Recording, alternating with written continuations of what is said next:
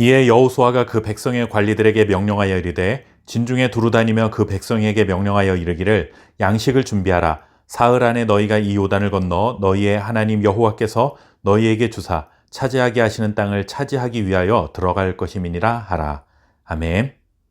하나님의 말씀을 온전히 따르면 우리의 인생에 해가 될 것이 없다는 것을 알면서도 막상 삶의 자리에서는 하나님의 말씀보다는 내가 느끼고 내가 생각하고 내가 원하는 대로 살아가게 되는 경우들이 분명히 있습니다.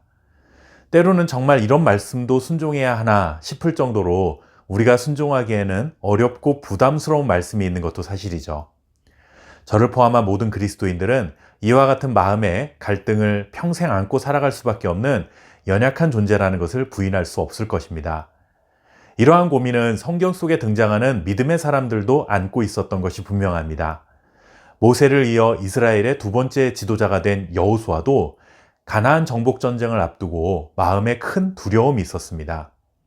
가나안 땅에 들어가서 그곳 거민들과 전쟁을 치르는 것이 하나님의 약속이자 명령이라는 것을 누구보다도 잘 알고 있었지만 막상 자신이 지도자가 되어 백성들을 이끌고 전쟁을 치러야 한다는 것은 생각처럼 쉬운 일은 아니었던 것이죠. 그래서 하나님은 여호수아에게 강하고 담대하라는 말씀을 여러 차례 전해주셨습니다. 40년 전 가데스바네아에서 갈렙과 함께 저들은 우리의 밥이다라고 담대하게 외쳤던 여호수아도 우리와 똑같은 연약함을 지닌 사람이라는 것을 알 수 있는 장면입니다. 하지만 여호수아가 참 대단한 믿음의 사람이었다는 것은 강하고 담대하라는 하나님의 말씀을 들은 직후에 여호수아가 보여준 모습 때문입니다. 여호수아는 여호와의 율법을 주야로 묵상하고 그 안에 기록된 대로 다 지켜 행하면 내 길이 평탄하게 될 것이며 내가 형통하리라 하는 하나님의 약속을 온전히 믿고 곧바로 정복전쟁을 위한 행동에 옮기는 모습을 보여줍니다. 그는 백성의 관리들에게 진중에 두루 다니며 양식을 준비하라는 명령을 전달합니다. 양식을 준비하는 이유는 무엇일까요? 여호와께서 너희에게 주사 차지하게 하시는 땅을 차지하기 위하여 들어갈 것이기 때문입니다. 즉, 전쟁을 치러야 하니 양식을 준비하라는 것이죠. 전쟁을 치르기 위한 가장 필수적인 조치를 취하도록 한 것입니다. 그런데 여기서 우리가 한 가지 생각해야 할 점이 있습니다. 여호수아가 양식을 준비하라고 했을 때 양식은 전쟁에 필요한 군량미를 말하는 것이 아닙니다. 한글 성경으로는 양식이라는 말이 정확하게 구분되지 않는데 히브리어 원문에 사용된 이 단어는 일반적으로 살아가면서 또는 여행하면서 먹을 음식을 뜻하는 말입니다. 창세기 27장 4절에 보시면 내가 즐기는 별미를 만들어 내게로 가져와서 먹게 하여 내가 죽기 전에 내 마음껏 내게 축복하게 하라는 말씀이 나옵니다. 이삭이 자신의 임종을 앞두고 아들 야곱에게 했던 말이죠.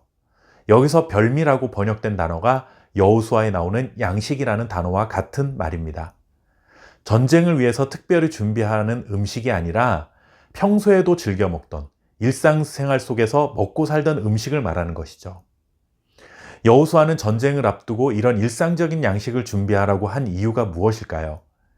이 전쟁의 의미는 정말 병사와 무기를 기반으로 싸우는 물리적인 전쟁이 아니라 여행하듯이 그냥 일상을 살아가듯이 지나가기만 하면 하나님께서 승리하게 하실 것이라는 사실을 믿었기 때문입니다.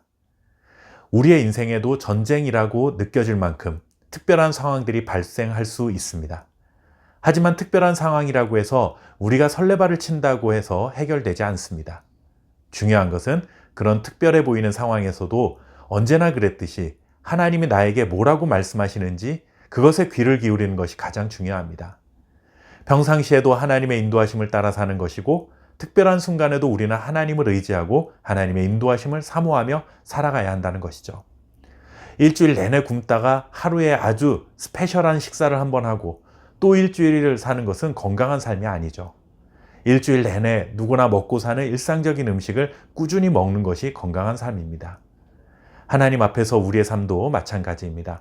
평상시에는 하나님을 잊고 살다가 특별한 순간에만 하나님의 은혜가 있으면 사는 것이 아니라 어제나 오늘이나 내일이나 어떤 순간이 와도 일상적인 하나님의 은혜 안에 살면 특별한 순간에도 그 은혜를 힘입어 승리하는 것입니다. 오늘도 별다르게 보이지 않는 일상적으로 베풀어 주시는 그 하나님의 은혜가 우리를 살게 하실 줄 믿습니다. 그 은혜 안에 승리하는 복된 하루 되시기를 바랍니다. 감사합니다.